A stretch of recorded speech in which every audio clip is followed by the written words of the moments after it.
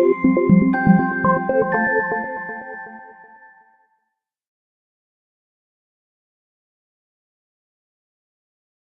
Bass was, Daniela Bass, was appointed Director of the UNDESA Division for Social Policy and Development in May 2011 at the United Nations, this is. And she's a politologist specialized in international politics, human rights and social development. And before rejoining the UN, she served as senior consultant for the Italian Ministry of Foreign Affairs and the presidency of the Council of Ministers. For almost 10 years, she's worked for the UN as a professional officer in social development and humanitarian affairs, traveling around the world on behalf of the UN from 1986 to 1995. And among other past assignments, she's been the special advisor on fundamental rights for the former vice president of the European Commission. She's been the Italian representative designated by the presidency of the Council of Ministers on the topic of tourism for all to the European Commission. And she's also worked as a journalist and broadcaster for Italian radio and TV. As Madame Bass mentioned to Isabelle Ducharme and André Leclerc, respectively the chairman of the board and CEO of Keroul during their meeting in July, it was in this capacity as a journalist that she became familiar with Keroul and instigator of the World Summit Destinations for All. So we have with us a very competent, highly qualified and dedicated speaker, and we will now hear your presentation. Thank you, Madame Bass. And you will please take note of the timer in front of you, because yes, I think you have 10 minutes. You know the system, eh? You've done this before. Thank you very much. Thank you.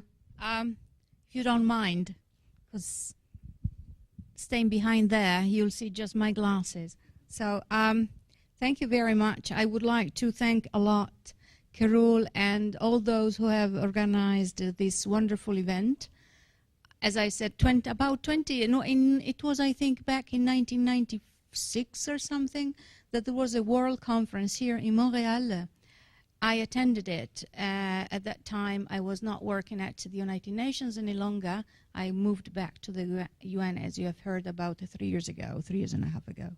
And there I decided to attend a workshop during that world conference held by a little tiny organization called Keroul. And I said, okay, let's see what it is all about. I've learned so much. And that's actually what inspired me later on also to write broadcasts and be author and broadcaster about topics related to economy, finance, but from the viewpoint of accessible tourism for all. Now back to the United Nations, that's why I'm here today. I wanted to share with you so much information, but I won't have the time, so bilaterally, would you wish to, I'm here for the whole length of the conference. Human rights are very important indeed. And as we know, where there are social policy frameworks in place and social development in place, then there is the possibility to implement human rights. Human rights per se, without strong social policy frameworks, are not going to be implemented. They remain a piece of paper with words written on that paper. So the Conference on the Rights of Persons with Disabilities, as you know, which is a major success worldwide, talks about rights of persons with disabilities, which is the foundation, but then that foundation needs to have also very strong columns. And those columns to keep the weight of the roof, then those columns are you, are me, and are all those who in the civil society, private enterprises, governments, etc., work towards in promoting a socially sustainable development. Socially sustainable development. So we could ask ourselves, what is the role of the United Nations and our role in this very important task, which is waiting ahead of us? Maybe you're not familiar, or some of you are, with what we call the Millennium Development Goals, 8 goals that the United Nations decided about 13, 14 years ago, to be implemented worldwide. And now, as of September 2015, next year, these MDGs, as we call them, Millennium Development Goals, that include also the Convention on the Rights of Persons with Disabilities, are going to be replaced by the Sustainable Development Goals. And those goals will include also the outcome document of the high-level meeting on disability and development that took place last year at the General Assembly of the United Nations.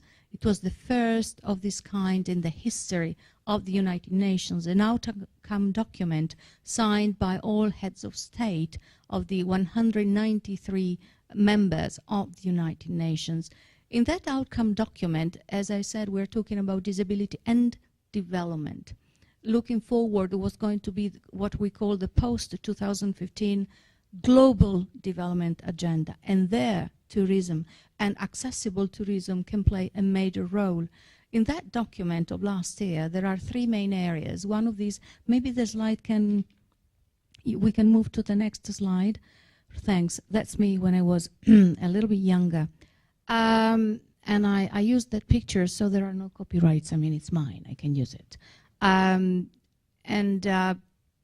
In this document of last year, there are three major areas. One is international cooperation. The other one is data and statistics. And the third one is accessibility. Accessibility to education, accessibility to health, accessibility to work, accessibility to transportation. So when I heard about our colleagues of Kerul last year that they were planning to have this very important gathering today, I thought, okay, in this outcome document, it is also our role as United Nations to promote it. So when it comes to accessibility and transportation, one of the major industries in the world that deals with transportation is tourism. So from there, here I am. Allow me to wear my glasses now. I still have about 4 minutes and a half. What I would like to say is that broadening the scope of available tourist clientele, a focus on accessibility in the tourism industry enriches the economic contribution of tourism, but the social contribution of accessible tourism runs even deeper. Attention to accessibility in tourism begins a shift to the social and infrastructure strategies applied, brings a shift to the social and infrastructural strategies applied in the industry, and with accessibility as a focus, decision makers in both the private and public sector give greater attention to the various capacities of all stakeholders in the process. Can we go to the next?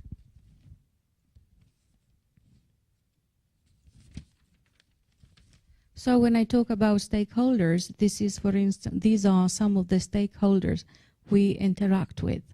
UNDESA is the United Nations Department of Economic and Social Affairs, where my division is placed.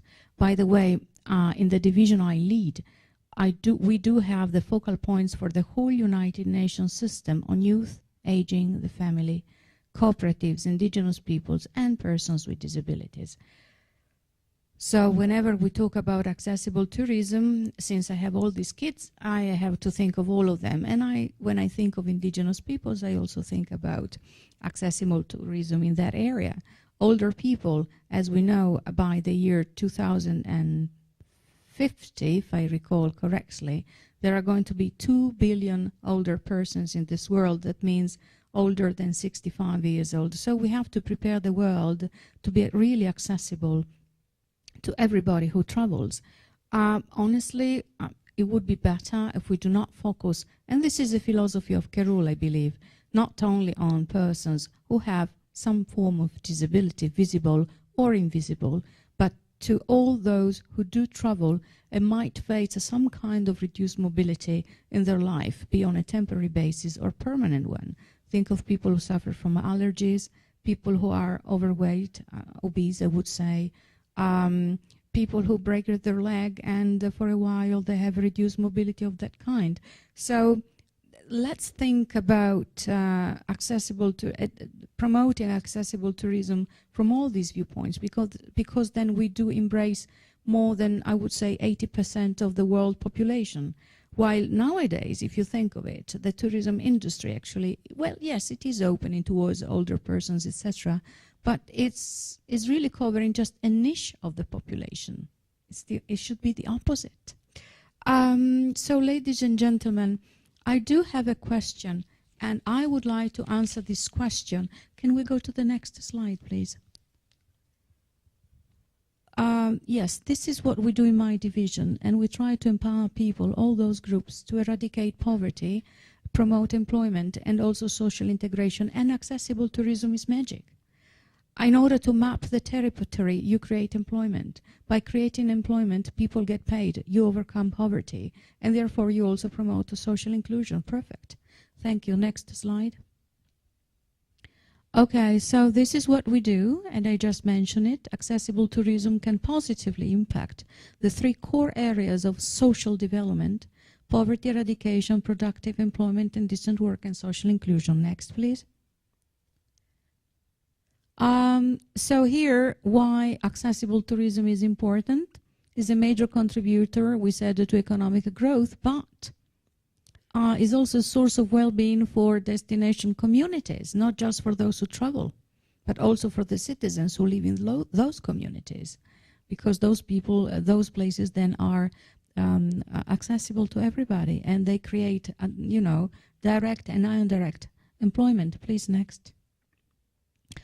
Well, if there is time, maybe at the conclusion, that is in 2 or 3 days' time, I might show and share with you this slide again, from our viewpoint, why accessible tourism is so relevant.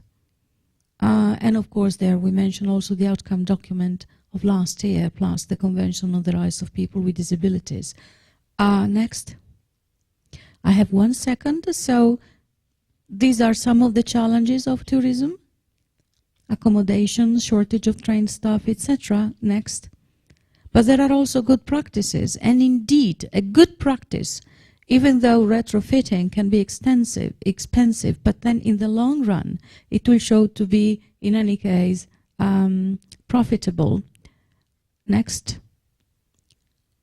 What does a single destination involve? So many things, just one single destination.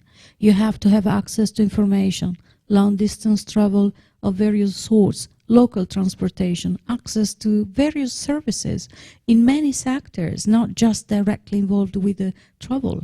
If you have, I do not know, if you are a tourist and you needed to do dialysis and you want to travel, now these are some of those services that are not directly related to travel and tourism, but there are services that must be in place, just mentioning one.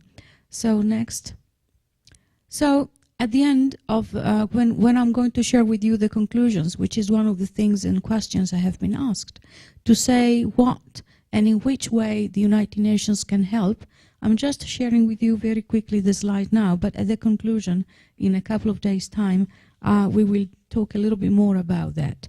What I wanted to tell you, and this is really the last question, is, since I mentioned not only human rights, but how important development is, the question is, if we want really to create an accessible tourism and destinations for all.